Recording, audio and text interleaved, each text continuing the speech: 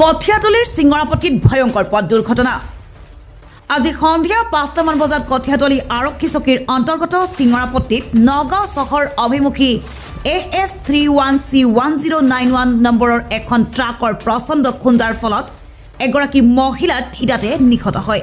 ঘটনা সংঘটিত হোৱাৰ খবৰ পোৱাৰ মাত্ৰকে কঠিয়াতলি আৰক্ষীৰ লোকসকল ঘটনাস্থলীত উপস্থিত হৈ গাড়ীখন জব্দ কৰাৰ লগতে নিহত মহিলাগৰাকীক উদ্ধাৰ কৰি মৰণোত্তৰ পৰীক্ষাৰ বাবে নগাঁও মেডিকেল কলেজ হস্পিটেললৈ প্ৰেৰণ কৰে। বাতৰি যুগুত কৰা সময়লৈকে মহিলাগৰাকীৰ নাম ঠিকনা সবিশেষ জানিব পৰা হোৱা নাই।